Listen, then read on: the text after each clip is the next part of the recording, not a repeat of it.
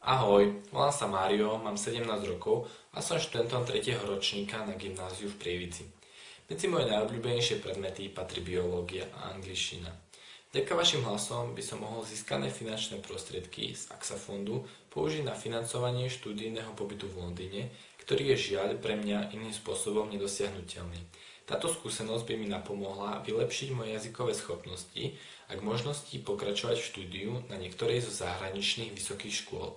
Taktiež by mi umožnila bezproblémovo sa pohybovať v celosvetovej vedeckej sfére a zúčastňovať sa ďalších medzinárodných súťaží a projektov.